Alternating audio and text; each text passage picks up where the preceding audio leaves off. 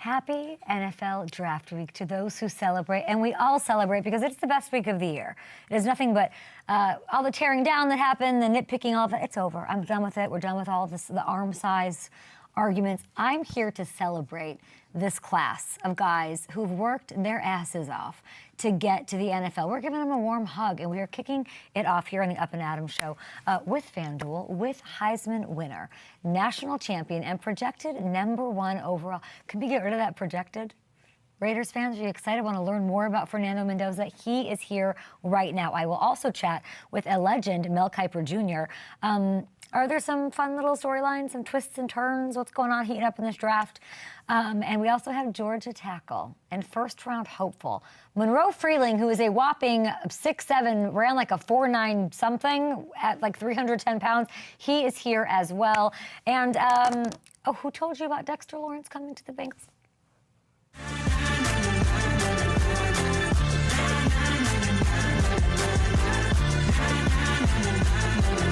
Can you tell me what it takes? How do you practice? And what do you guys do on a daily basis during practice? It just takes hard work and determination. I think the whole team helped. The defense did amazing. All the receivers did amazing. They didn't drop a ball. Like they're spot on. It was more of a team effort. That's 2026 Fernando Mendoza, right? Let's welcome in the college football national champion on the biggest week. This is iconic and historic, and you're doing so much good work in the midst of it all with Pfizer. I can't wait to get to it. But, I mean, even as a 13-year-old, and go Wolverines, Bell and Jesuit prep, Fernando, that's you. Yeah, well, first of all, Kay, thank you for having me on. Exactly, go Wolverines. That was that was my middle school. That's some serious research you guys did there, digging that up. It was a funny video back in the day.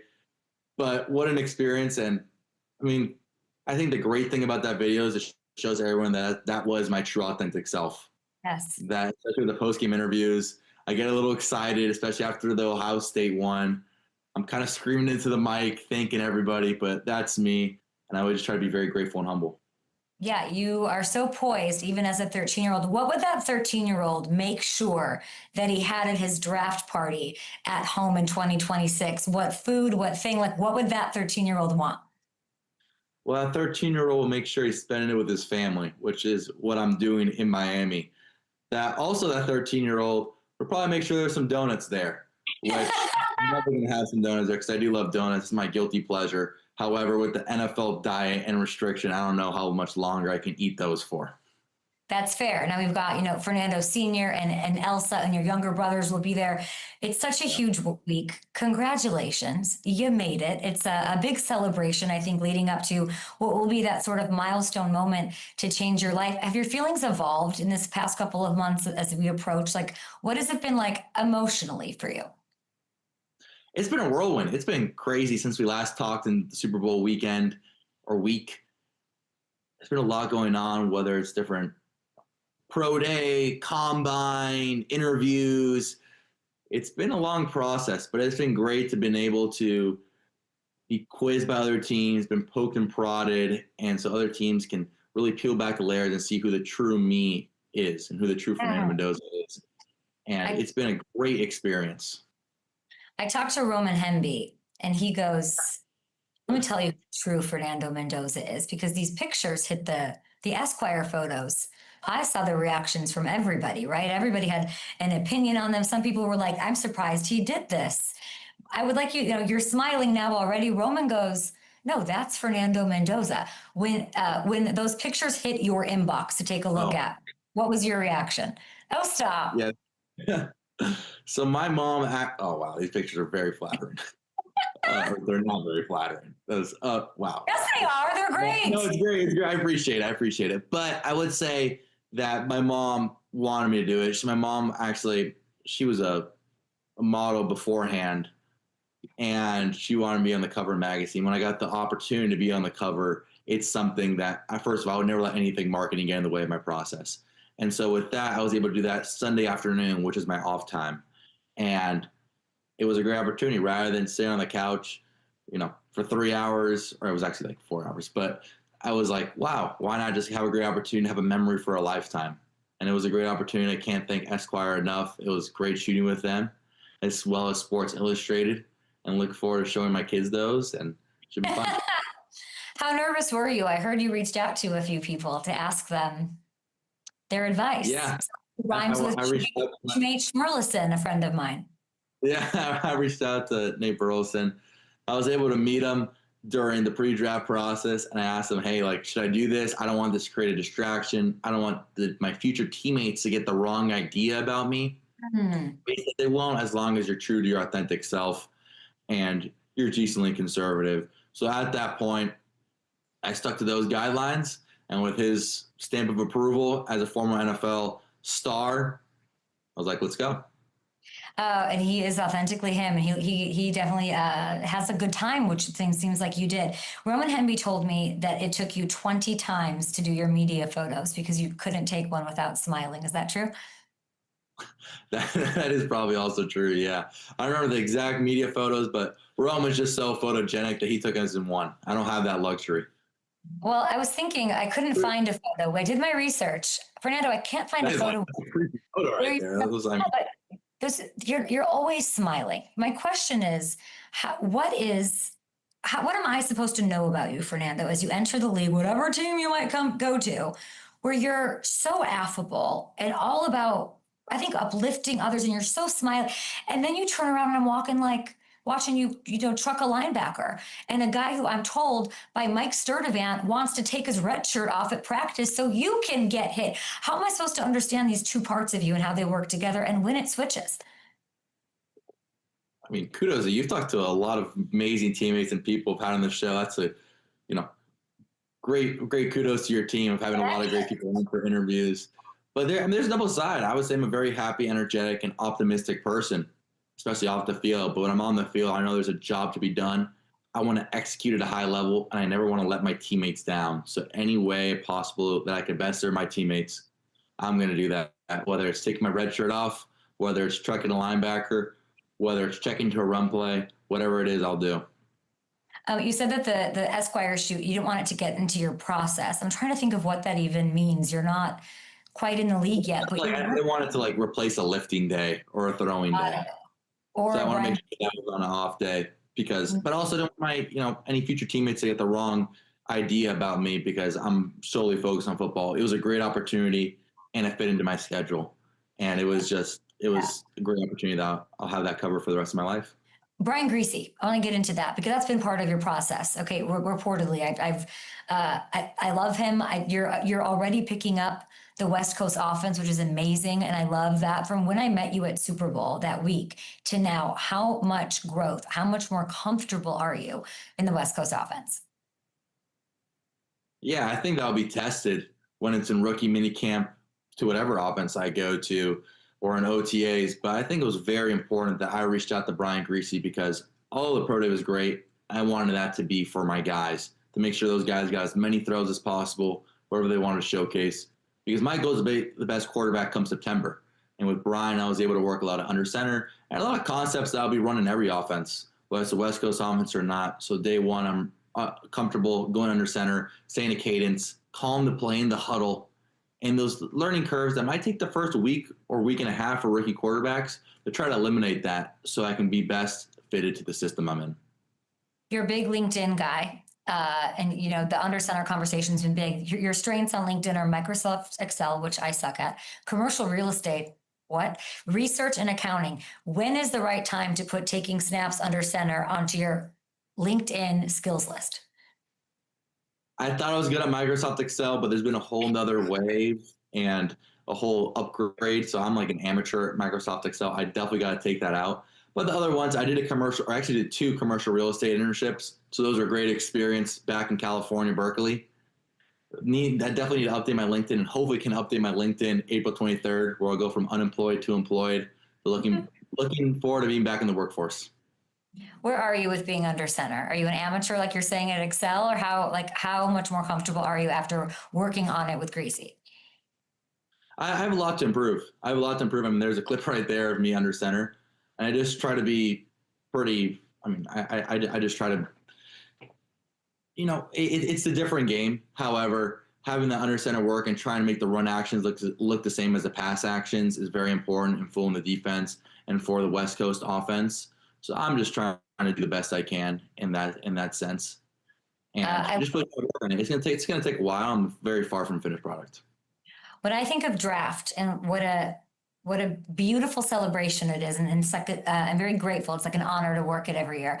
I think of the iconic moments like Aaron Rodgers sliding. You were 1 year old when that happened. I was thinking like the Eli, Drew Brees, like that was, you were 6 months old, Fernando Mendoza. So I ask you, when you think of NFL draft, what is the first iconic sort of moment that you think of as far as the lore of the draft? I love NFL football, and I've watched and followed NFL football for a long time. And thank for remembering my birthday. That's some good research right there. But I remember the moment that I went crazy is when there was a little bit of speculation and no one knew who was going to go with the first pick. I think it was a 2018 draft for the Cleveland Browns. And when I saw Baker Mayfield selected, I started going crazy because there was a whole controversy if they were going to go quarterback, what quarterback, if they're going to trade back, go another position. And I remember that draft, seeing that pick. I don't think there was a true distinction. I think there was a pretty good chance, but I don't think it was like a clear-cut Baker Mayfield. Evidently, it was a great pick. But I remember going crazy in my living room and being very happy for Baker. You were 14 years old when that happened. Yeah, that's great math right there. Maybe when that should be on your LinkedIn, math. Tell me about what, there you go. Tell me about Thursday. There will be I want to know what I will see on the screen as you're with your family and all of that, but I want to know what's off the screen too. What is important for you to have there? I know you're big on Cuban food. I know you're big on, I don't even know, is everybody getting a signed Esquire copy as they walk through the door? What will paint me the picture of what that will be? Yeah, on the camera, you see the family most likely sit on the couch. It'll be a great sight to see. But off the camera, our family, coming from Cuban heritage, we're going to have a cajachina, which is going to be, we're going to roast the entire pig. Whoa. And it's going to be great. We're going to eat every part of the pig, make sure, and it's going to be a cool experience. We did it back when we played UCLA this year, and a lot of the teammates enjoyed it. It was a different experience, but everyone would have, pork sandwiches, and it was just an awesome experience. So looking forward to having that Thursday, and maybe ESPN will shoot it and catch a little bit of that. But if not, it'll be a lot of families and friends reminiscing great moments and looking forward to a better future. By the way, this is such a busy time. You have so much going on, whether it's pro days, your process. You still are doing things that are really important and good for people. You are giving people a huge, incredible message. You're here and partnered on behalf of Pfizer. Early detection is everything. Cancer is something that is not exclusive. We all deal with it. It's all part of our life cycle of people we know and love. What are you doing with Pfizer? Everybody goes through adversity, and I've been able to vocalize my adversity, especially with my family and health, and put that at the forefront. I believe partnerships that are tangible and have the best real life application and positive application to society are very, very important to me. And that's why I teamed up with Pfizer, because 50% of Americans are behind on their cancer screenings. And I've seen personally how important screenings are in my family's life. So that's why I want to use my platform to push Pfizer, everyone to go to PfizerForAll.com/screenings to see if they're eligible for a cancer screening. And it's not like pushing a certain type of drug. It's pushing getting screened for cancer and just seeing if you're eligible, and to take your health at a forefront and make sure it's a prominent part of your life, because health is wealth, and just to best serve yourself. It's so true. And I think it's just like such an important reminder in the hustle and bustle of life. I have cancer in my family. My mom has cancer. So I go and I do screenings every 6 months to make sure that I'm okay. It's about getting ahead of it. Early detection is so important. I mean, the statistics are crazy, Fernando. 1 in 3 people in the U.S. will be diagnosed with cancer in their lifetime. It is a sad reality. It is a true reality. It is reality. So routine screenings are the name of the game. It is the Every Breakthrough Matters campaign with Pfizer, and a powerful reminder that cancer does not discriminate, and that is the vibe. So I'm so happy that you're doing that. What else? What else do you want to add? I mean, we can't talk about the Raiders. You're talking about this like Baker thing. I feel like that was like. So I have a question. So out of all the pre-draft interviews, people you've had on here, you've talked about Roman Hemby, you've talked about J. Mike. Who are some of the most fun and just interviews that you've enjoyed the most? Oh my gosh, are you taking me and Nate's job now? Do I have to worry about this? You're gonna be interviewing Raiders, there we go. everyone. I'm trying to think. I think was wonderful. What would you say if I asked? It's like a tough question. I don't know. I have one for you. Have you talked to Kirk Cousins? Yeah, I talked to him at the Raiders top 30 visit. It was cool. Yeah, he was there. He was there. He was there in the building. I was able to say hi to him. Someone who has a very similar play style as me, I was able to watch all of his clips from the Minnesota Vikings. Funny enough, when I was at Berkeley, I just watched him just to learn from his game, the way that he reads defenses and his footwork. And to be able to have this full circle moment, someone who I've studied to potentially get the opportunity to play with, someone who's a man of God, who's very cerebral and has so much success throughout his entire career would be an absolute blessing. And whatever nuggets he would want to give and then I would learn, I would take in and emulate in my own game. And hopefully I can be teammates with him. And he's not only a great player, he's a great leader, man.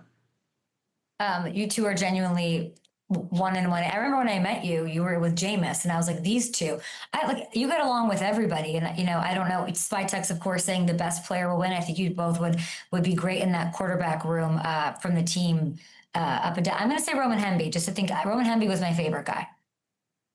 Let's go. Awesome. There we go. He's awesome. He had this shrine to him in the background. I heard from his mom after. He's awesome. I love him. Yeah, we have a lot of great Hoosiers coming up. So I'm not only excited for me to get drafted, I'm excited to see where all my boys get selected too. Hopefully, maybe one of them can come to the same team, or hopefully, maybe if it's not the same team as me, maybe hopefully 2 or 3 of them can be on the same team by themselves. Love to hear it. I'm going to let you go. We don't know where you're going. It's such a, enjoy it. Enjoy the Max Crosby text the second it happens, because he will be the first one to send you that text. Good luck to you. Enjoy every moment. Congrats on everything. And thank you again for your powerful, important reminder to early screen, early detection saves lives with Pfizer. Thank you so much. I appreciate it. Thank you for taking time. I literally cannot hear my voice drone on. I was terrible in that interview. I apologize to everyone having to watch that with our number one overall pick. I was get my foot out of my mouth. You were not. No, I was terrible. That was one of my worst interviews, and I've had some bad ones. I've had some doozies, and that one was I could not stop fucking talking. Shut up. You and Kirk Cousins, you guys are both what are you saying? Why am I going on and on about Pfizer for 20 minutes? What? I'm not getting a check from Pfizer. What am I doing over there? What do you call the pig roast thing? I don't remember. Cucholino? Cucha. It says on the thing, pig roast, Cuban pig roast is called lechon asado. Oh my God, there's pictures. Oh, and the people get some insight into every post interview. Oh, not chicharrones. That's just like skin, right? Chicharrones? Yeah. What is it? La cajachina? La cajachina, right? What did he say? La cajachina? What's a la cajachina? It's a roast box. It's so funny because he's saying that, and of course, I hear nothing else after that. But yeah. And then he's his whole thing is I'm not being wasteful. We're eating the whole pig. And it's so funny that's how he thinks. So he called Brian Greasy. That's interesting. I don't know why. I don't think it's that interesting. You guys seem to, though. Tell me why I care. Yeah, just because all the reports that were out there was kind of the Raiders set some things up for him to work and learn the West Coast offense. But he's saying he was the one that actually reached out to Brian Greasy to set up those opportunities for himself, which is interesting. And the under center stuff. Cal saying, when have you heard another guy do that? You haven't heard another draft prospect reaching out to get better over, what do you mean? What sense? I don't know how those usually go down, because you have your Jordan Palmers that work with guys, and if they reach out to the prospects, or if the prospects reach out, I don't know how that typically goes down, but I'm all for the pro Fernando propaganda. I just don't know that it's just as far as taking the reins of a system and learning a new offensive system before the draft Doesn't is surprise interesting. me at all. Kinda, Any like number one draft pick guy should be, I imagine, does that. I don't know. And not everyone. And then what else do we think was newsy? Just the under center stuff that he's like, I have a long way to go. I hate that's going to be the headline. That's going to be the headline, and I hate that for him. I know. Back on the Evan Adams Show. Anybody want to tell me what's next? Hello. Do we have our guest ready? Are we ready? Can you guys tell me, is our guest ready to go? Not ready. Oh, I'm hearing he's ready and not ready. Hamilton, welcome on in. We've got lots going on the show. Mel Kiper joining the program. Hopefully, we'll get a little Dexter Lawrence in here right now. And then I hope, have some good guest book for the rest. We're not doing a show Wednesday? We are not doing a show Wednesday. Only we would take a day off in the middle of draft week. But we will be back Thursday with a vengeance. Oh, with a vengeance. Big show. Hopefully Thursday and Friday. Big They're show. from Pittsburgh. It seems like the weather is absolutely crazy. We are waiting for our draft pick to join the program. Monroe Freeling will be here. He's a 6'7" stud. We'll talk about maybe a connection to the Lions. But yes, I believe it was Saturday night. I was at a restaurant in Chicago in the West Loop called Susu. Excellent. Everyone should go. And while I'm there, my phone's blowing up because Dexter Lawrence got traded to my here Bengals. And I know it might be controversial, and people have all sorts of takes. I love it for Cincinnati. I know the idea of parting ways with the 10th overall pick isn't ideal, I guess, on the face of it. And as that clip that I mwahaha all over Twitter this weekend, taking my victory lap as my dream came true. I did want them to pull it off without having to say, we're going to give you our first rounder. But I don't look at the 10 pick in a vacuum, a top 10 pick in a vacuum. Daniel Jeremiah, my most trusted source with the draft analysis, he pointed out in this specific draft that there's a very real chance since he wasn't going to be left with any of the top defensive options at 10. And they weren't about to use that pick on offense, or I would run over, grab a Jeff Ruby steak and throw it at the facility and just start throwing tomato. I would not let them take an offensive piece. So, unless they signed DeAndre Hopkins, which I still think they kind of should. Let's assume, okay, let's do this. Reuben Bain, Bailey, Sonny, and Downs all off the board, okay? You're not getting anybody as impactful as Dexter freaking Lawrence, a known commodity. You land the most disruptive interior presence in the entire NFL for the 10th overall pick, a guy that commanded more double teams than anyone else, a guy who will not only make plays, but make everyone around him better. I talked about this last week with Orlando Brown Jr. How's Shamar Stewart looking? He's great, Kate. He's ready. Well, this is Shamar Stewart. Best friend. This is his BFF. Dexter is accountable, leader, vet.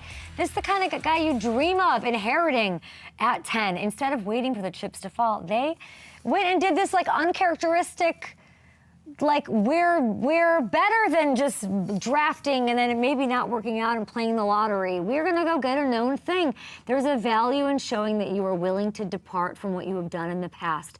And I think that with a quarterback like Joe Burrow, there is an unassigned, non-numerical value. You need to show Joe you are willing to break the mold. You need to, sometimes I'm not saying that the Bengals messed up with Joe, but I think you got to keep Joe loving you. Bring him a diamond necklace and some flowers on a random Tuesday. Mix it up a little bit in the marriage. You got to show Joe you mean business. That there's inherent value. I can't say it any other way. Showing Joe you love him by doing something like this that maybe you're not super comfortable. Maybe you're taking the dance lessons, the salsa. You don't want to go learn the cha-cha, but you're gonna because you know a happy quarterback is a happy life. Mike Brown, Duke Tobin, everyone involved clearly realized the opportunity that's in front of this team. They're in a window. They have the quarterback. They're going for it. How can you not be happy about that? They're going for it. Forget less than you'd have them picks, okay? This is what you've always wanted in Cincinnati. So enjoy it and make a run at the Super Bowl. And Matthew Hamilton, you can't, all I hear is people crapping all over this draft class at the first. Like, you can't have it both ways and tell me that we don't like, none of these guys are that good enough, and then like you're sneering at bringing in the sexy Dexy. Get out of here. Yeah, again, like you said, you can't just look at it in a vacuum. You have to look at what was realistically going to be available to them at 10, needing a defensive player. And maybe Caleb Downs is the only one that makes it there, although we're hearing that might not be the case. So get the sure thing, get the impact all-pro defensive player in the building. It seems like a no-brainer for them in this particular draft class. And a great locker room guy, and I think I would have been like he wanted out, which makes me so happy. He's not coming begrudgingly. He's not coming like he's like, the king of New York, big market to Cincinnati. He is happy to be there. He's going to have, and again, I don't know how you put the number on it, value in that locker room on the defensive side of things and bridging the gap between the things that were missing and the things that they need to contend for a Super Bowl. Now go and crush this draft and with all the other action that you can do. And I love it for them. And anybody who has a different take, like put it in a La Cajachina and get out of here. That wasn't a great reference. I should have said, like, they put the draft in the La Cajachina, and they're cooking. Houday Nation, okay? Should we hit the Giant? I mean, from a Giant side, I don't know. Yeah. He was happy with a 1-year, $28 million extension since he handed him. What does that tell you? It ran its course. It's over. So landing the 10th overall pick under those circumstances, that's a great win for New York. Everyone's happy. It's a pick that holds more value for the Giants than it would have for Cincinnati because they're adding on both sides of the ball. Look at the Giants. The possibilities are limitless. And they're all hot. They're sexy. They look good, whether it's Sonny Styles at 5, Jordan Tyson at 10, Jeremiah Love at 5, Downs, 11, whatever you want. Whatever you cook up makes this team a hell of a lot better, and most importantly, puts them in a position to really help out their quarterback. Just like what Cincy's trying to do for Joe Jackson. Surround him with nice, young, healthy weapons. Malik Neighbors deserves somebody, a Tyson, a Lemon, a Love. This makes that group explosive as hell, and not. Dexter's a big hole to fill, but they'll figure it out. The Giants have a lot more talent to work with up front than the Bengals did, and I'm sure they'll be adding D tackles throughout the draft and fixing up and trying to figure out how to fill the hole that Dexter Lawrence leaves. Kind of like a soul of that team in a way. Like Love talk. Like, is it going to be a different training camp without Dexter Lawrence there? Probably. But I think this is one of those. It's going to be. And maybe it's because I'm being celebratory and it's like one of my favorite weeks of the year. But like, this is good for both of these squads, and Giants included. Are you guys going to tell me when our guest is ready? Is he ready? You guys have to just tell me when he is ready, okay? Okay, good. Thank you. Monroe Freeling on the show, Mel Kiper Jr. on the show. We are just days ahead of the draft in Pittsburgh. And we thought there's one stud that keeps getting more and more buzz as we go along, and his name is ARVELL REESE. He went to The Ohio State University, and one thing about him is that he might be the first guy to be the top pass rusher off the board despite not being a true pass rusher in college. That's pretty exciting. Reese, primarily a linebacker, as you're seeing him run the 40 here. He was with the Buckeyes, like I said, 138 pass rush snaps in his entire career in Columbus. But those 138 snaps stood out. And 6'4", 240, 4.40. He's 20 years old. The potential and the sky is the limit, okay? Potential's there, sky's the limit. There might be other rushers in this class that have higher floors. So if you're like on like a risk-averse team, a little Sally team, fine. Maybe you don't like him. But I don't know that there's a player in this draft with a higher ceiling overall than ARVELL. I want to meet him. I don't know much about him. David Bailey's been the favorite to go to the Jets, fine. But there was news last week, right? The Jets canceled their visit with Bailey. We asked Mr. Reddick about it. The tables have turned. It's ARVELL. Minus 190 to come off the board. Second huge swing from where we were a week ago. Bailey minus 155 in that spot. We're going to take a short break here. We probably should not have done that, Matthew Hamilton. We will be back after this with our Georgia tackle prospect, Monroe Freeling, on a Monday as we are freewheeling into draft week.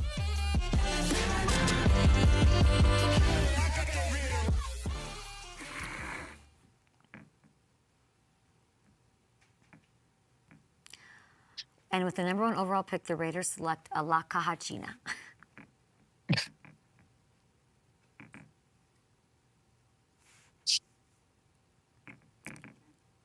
Whole pig. Oh, did we get rid of that clip? Did we get rid of that clip? Is Monroe ready? Thursday. How's it going back there? Good? Cool. Great. Awesome. Thanks, man. Anthony, we're overall.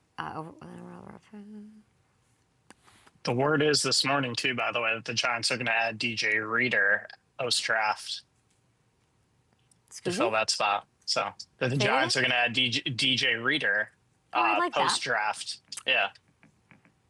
So you want to talk about the leader, the impact he'll have on the locker room? It's pretty good replacement. I don't know. You don't like him there? I don't know. I want to know what really happened. I have not spoken to Mr. Lawrence. What happened? Well, if you go by some of the reporting that's out there, it sounds like. Tell me. Yeah. It sounded like it was an issue with him and Joe Shane in the negotiation process. Yeah, and they wouldn't let Harbaugh talk to him or something. What happened? Yeah. Yeah, what happened there? Yeah. Doesn't sound good. Always something. Yeah.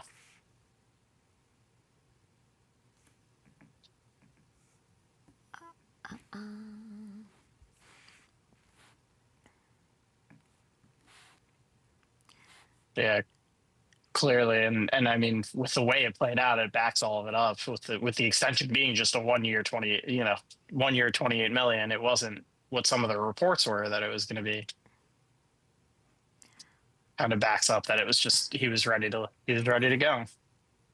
So you're telling me, yeah, got it. The whole thing is Fernando Mendoza watched Kirk Cousins. Like that was his guy that he studied while he was at back at Cal. Berkeley. While he was at Cal. Yeah. That's the story. Yeah. Got you. I got you. Oh man, this is gonna be over. Cal, grateful, Cal's first draft, Cal's first draft, let's go. Monroe, what a name. Why did my mom, Monroe, what a cool name.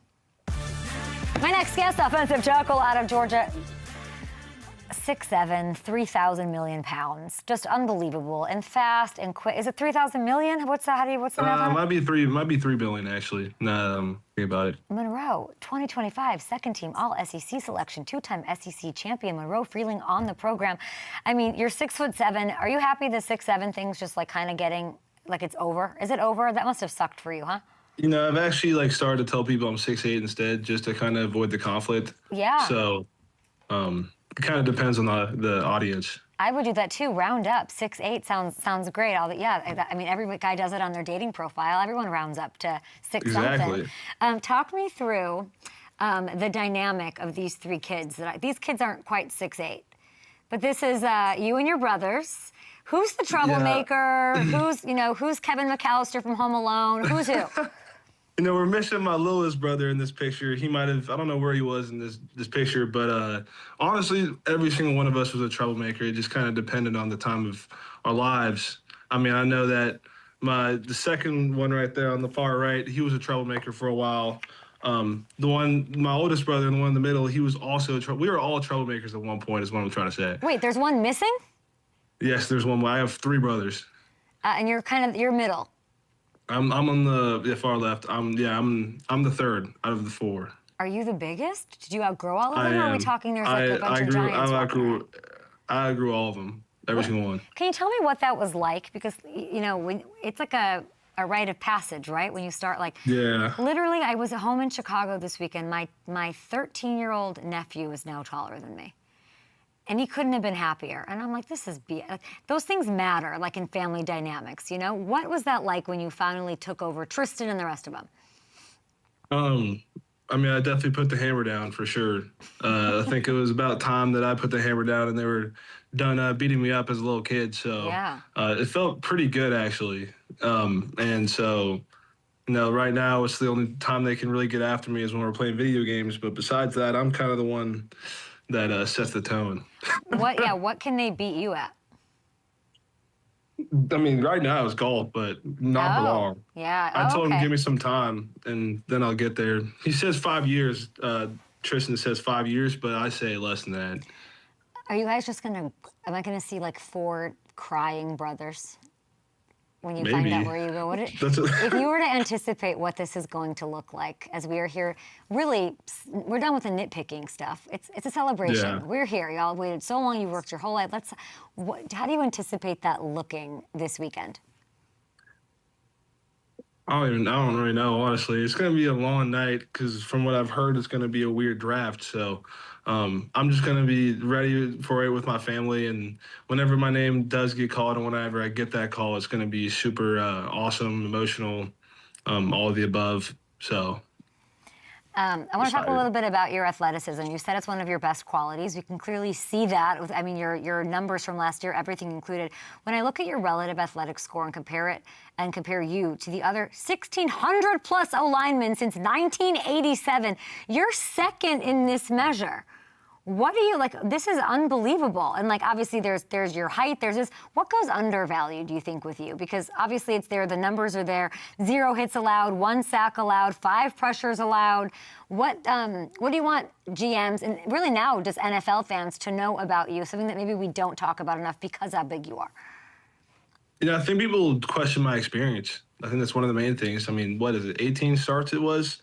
But I say, okay, 18 starts, and then especially in this combine, I was slipping all over this turf. But 18 starts compared to the thousands of starts I've had in NFL, or against my teammates who are all in the NFL right now, like Michael Williams, Jalen Walker, Ty Ingram Dawkins, all those guys I've gone against every single day. So maybe I have 18 starts, but I also have gone against a plethora of NFL players on my own team and every single day I practice. I know that your mom probably takes a little credit for your athleticism, right? She's a yoga instructor. Brandy, she started incorporating that into your training at a young age. Can you tell me a little bit about that? Yeah, so whenever COVID lockdown came, I think I was going into my sophomore year of high school, and just really didn't have anything going on. I didn't have any motion.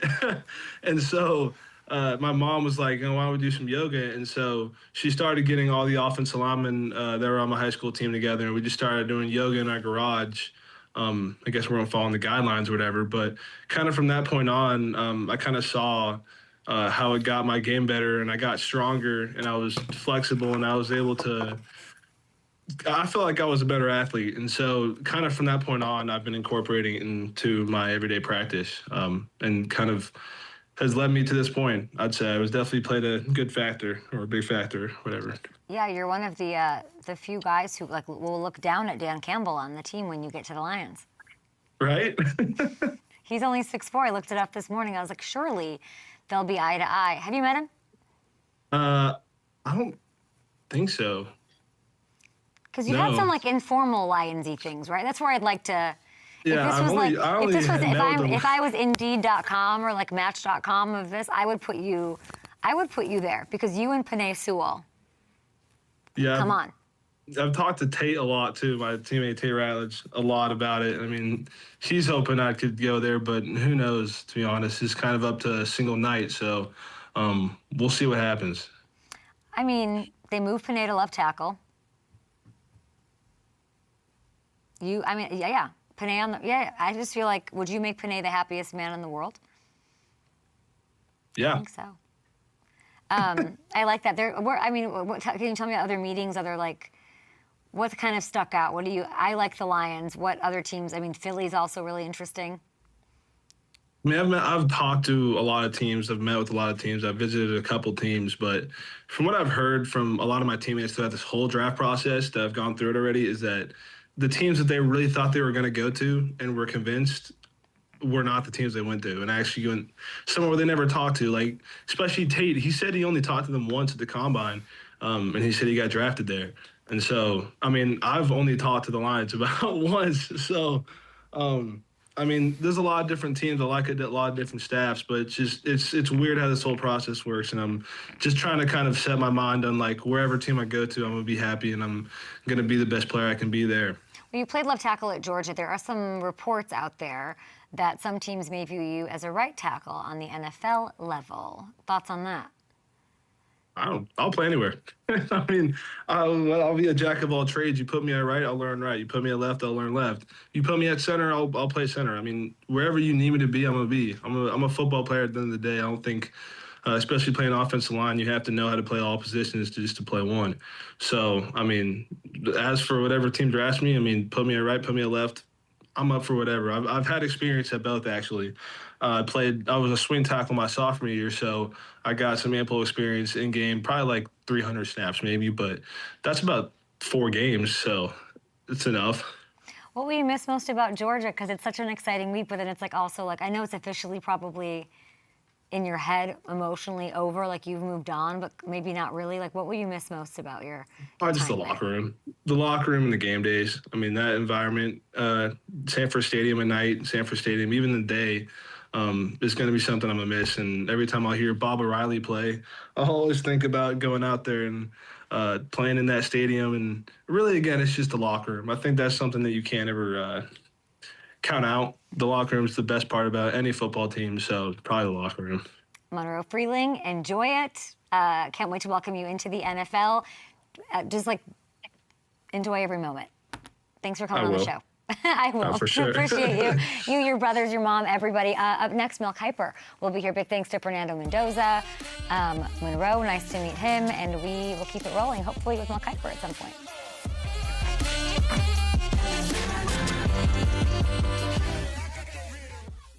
I figured.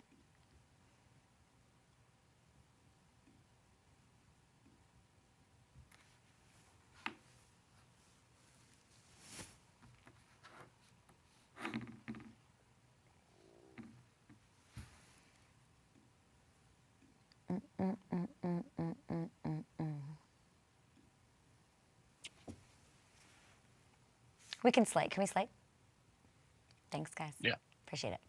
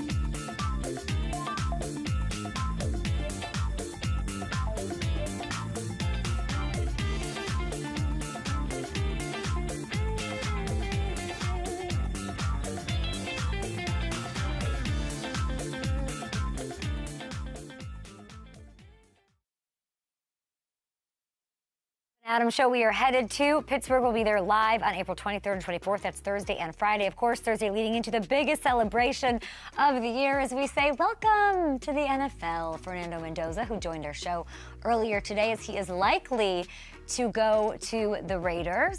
Where will Ty Simpson go? ARVELL, REESE, will he continue to be buzzworthy and shoot up the draft board? Where will he go? Cardinals taking a quarterback. Jeremiah Love, so fascinating. It's all happening right here on Up and Adams. And of course, all over ESPN, where you can catch our next guest on NFL Draft Daily alongside Louis Riddick and Field Yates, Monday through Friday, 3 p.m. Eastern on ESPN, leading up to this draft. A legend. You need no introduction, Mel Kiper Jr. How are you? Are you excited? Happy Draft Week.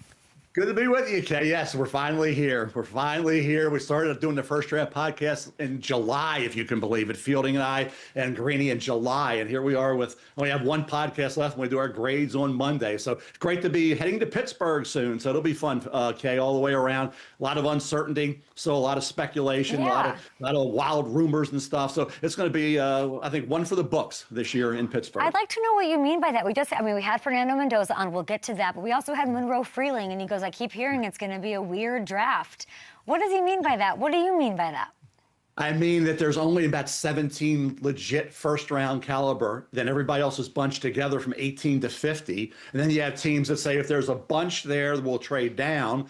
So Dallas, we just did a little mock thing, Field and I did, and at Dallas at 12, who's the great defensive player there? There isn't one, Kay. So will Dallas try to move up into that top group to get one of those elite defensive players? That's why I projected that Sonny Styles trade last week for Dallas. So it's going to be a lot of that going on, speculation. There's a lot of trades always, Kay, between 24 and 32. Teams looking to get out. Maybe a team gets in to get Ty Simpson. That's one of the big talking points right now is where will Ty Simpson land? It's going to become the Ty Simpson draft because we know Mendoza's going one. We've known that, it seems like, for 6 months. So it's a lot of intrigue about all these potential trades that could take place.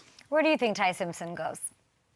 I still think somehow, some way, Arizona. I just can't believe in that division with Sam Darnold, Super Bowl winning quarterback, Matthew Stafford, Super Bowl winning quarterback, and Brock Purdy, you're going to go in without a quarterback in this draft. And you're going to go in with a Carson Beck, a Drew Aller, a Garrett Nussmeier in that third, fourth round, or you're going to go get Ty Simpson and get ahead of the Jets at 33. There's the intrigue right there. If it falls where Simpson gets the 33, do the Jets take him? Does Arizona gamble that they won't, and then we'll get him at 34? Or are they aggressive and go ahead of the Jets and get that fifth-year option for Ty Simpson? How do they feel? The reason why he's linked to Arizona, Kay, is because of that whole thing about the Rams were the team that was with Simpson. And then that was the late first-round pick that they traded to Kansas City for McDuffie. Once they parted with that pick, Simpson wasn't going to go to the Rams, but LaFleur comes from the Rams. Same system, LaFleur, needing the quarterback. Can't worry about next year. You never know how next year's quarterback's going to shake down. You never know where you're going to be picking. For Arizona, the whole Ty Simpson talk makes sense. Will it happen? Who knows? I got to hang out with Fernando Mendoza, get to know him a little bit at the draft, and then he just came on the show this morning ahead of this week where, pressure's off him. He knows where he's going. At least we all think that we know where he's going. I was talking to him about his work with Brian Griese and about how he's really sort of getting ahead of everything and learning and picking up the West Coast offense as much as possible. And this whole under center argument, I'm getting texts. I got your co-host Louis Riddick saying he's ahead of it. He's good. He's picking. It's not that big of a deal. I have, Shman Shmorlovsky saying it's a big deal. Where do you come out on Fernando and his fit with Vegas? It's a great fit in Vegas. I know about under center. I mean, everybody comes out of college the same way. I watch their games every Sunday there. How many are they under center? So, yes, the Raiders more so. But, again, Fernando Mendoza always talks about one thing, Kay. He probably mentioned it. I'm going to try to crack the code. He is obsessed with this game. He's got a lot of Peyton Manning in him. Peyton Manning and Marvin Harrison used to be out there throwing, catching all day, every day, hours and hours and hours. And Fernando Mendoza will be that kind of guy. He's going to put a lot of pressure on everybody else in that locker room, on that football team, to be able to keep up with him. So for me, grade-wise, he was Eli Manning, Matt Ryan. He was somewhere where Peyton and Eli and Matt are in that realm in terms of grade and what kind of player we expect him to be. And guess what? They have some pieces around him already. Everybody says, oh, the Raiders are going to have trouble, and they have Miller, they have Jackson Powers Johnson, you had Linderbaum, you have Brock Bowers and Mayer. You got Ginty now. Hopefully you have more of a brick wall. It won't be a brick wall to run behind. And then you added some Naylor and you got some receivers. Now you'll add some more in this draft. So Fernando Mendoza is going to have a fighting chance. And it's, guess what? They have the veteran quarterback there. They don't have to force him. So I think it's a great setup for him. And they got her in a division where they knew, okay, that's why I talked about Arizona with Ty Simpson. You have, and I'm big on this, Kay, you have to keep up with your division. And you have to keep trying and keep taking shots and keep trying to find that quarterback. When you're in a division loaded with great quarterbacks, we talk about it with Darnold, Stafford, and Purdy. How about that division that they're in? So they got to keep trying to get that quarterback. The Raiders and Mendoza fell in their lap. They earned the #1 pick. Mendoza's there. You take him. And now that gap, when you talk about Herbert and Mahomes and Knicks, now you're going to be right there, you hope, with them. And now you give your Raider Nation a chance to believe that, hey, we have hope that Fernando Mendoza can get us to the point where we can compete with all those other quarterbacks and be right there where we're debating, maybe not Mahomes, we're debating Herbert and Mendoza, Knicks, Mendoza. That's where you got to be as an organization. And they, because of Mendoza being there in the right year, the timing of it, like Indianapolis with Peyton Manning, perfect timing to have a quarterback like this to be taking #1 overall. Your enthusiasm is the best. I'm so excited for this draft. We wake up on Friday morning. What are we, what's Get Up talking about? What's Up and Adams talking about? Like, what is the sort of surprise or the moment that we are all at the table gushing or gawking or criticizing?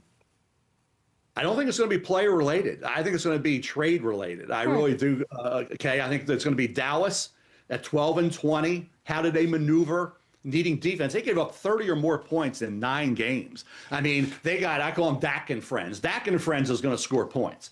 And I know for Jerry Jones, I'm sitting there watching, and I get a touchdown, and they come right back down the field. I get a touchdown, they come right back down the field. It's late in the game. They're going to score. I know I can't stop this team. Can't stop him before the half, can't stop him late in the game, can't stop him anywhere in between. He's got to get defense. And at 12, you're going to be shut out of those elite defensive players. What do? Do they package and try to move up? Do they try to find that defensive edge guy, that Sonny Styles or that ARVELL, REESE or Bailey? Do they go get him? And then the whole talk about the whole Ty Simpson. It's become, I said, the Ty Simpson draft. Where does he end up? Are we into Friday night without Ty Simpson taken? How does that shake down? What happens with Jeremiah Love? Where does he go? Does he go to Arizona? Field Yates and I just did a mock. Field took him in Arizona. Oh, really? So Arizona, a team that the O-line, not the quarterback. Is that a bad spot for Jeremiah Love when Tennessee could be perfect? Where does Jeremiah Love go is going to be really fun. And where's Jordan Tyson? I think the best receiver in this draft, but he's coming back from the hamstring. He went through a workouts on Friday. He didn't run a 40. But he caught passes, and he's a talented. Where does he go in this draft? Jermod McCoy. Heck of a corner, but he didn't play this year with the knee. There's some concern with the knee. How far does Jermod McCoy, cornerback Tennessee, drop? Does he drop into the 20s? Does he drop into the second round? We'll be watching that as well. Oh, my gosh. Mel, you mentioned Jordan Tyson. I'm curious if he'll move up the board. He had an incredible workout on Friday. There's a lot of opinions, a lot of maybe concerns about some injuries. How much do you think those concerns actually influence where he gets drafted?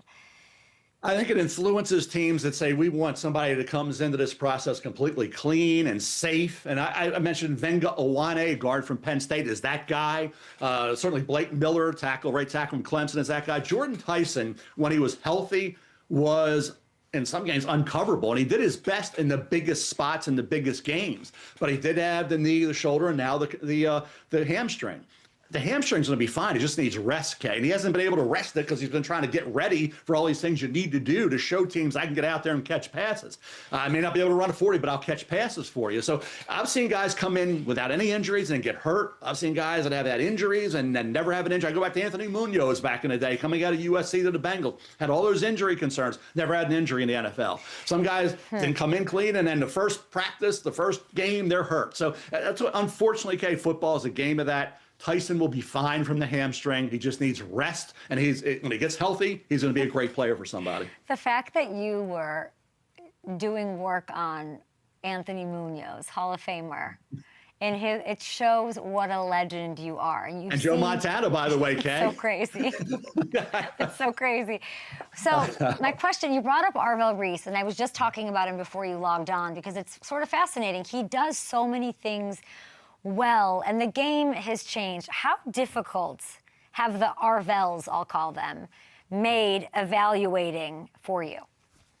Well, he's interesting. He's 20 years of age, and he's 2 years younger than David Bailey. But to be the talent and have that physical and athletic prowess that he has, where I call him LT Pierce. He looks the part, Kay. And is he off ball? Is he an edge rusher? Is he Micah Parsons? He said it. I got to learn how to rush the passer. He didn't have a sack over the final 6 games. He didn't have a forced fumble his entire career at Ohio State. Yet we're talking about him in the stratosphere of the draft because of that potential. So.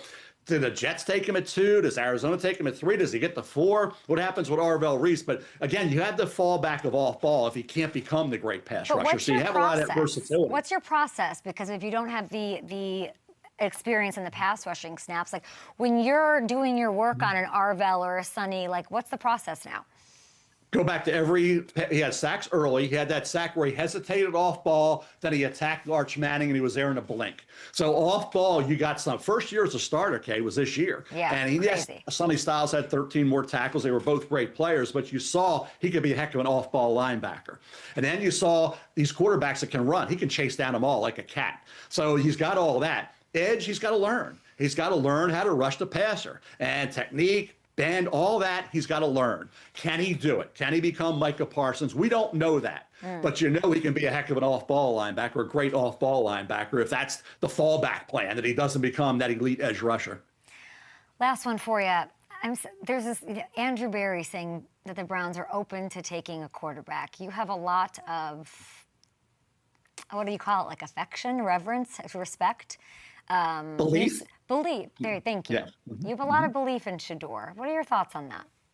I think it justified everything. I watched every throw he made, watched every snap of the Cleveland Browns with Shedeur this year. The O-line, big issue. Harold Fannin Jr., he got the ball to him, then Fannin Jr. got hurt late.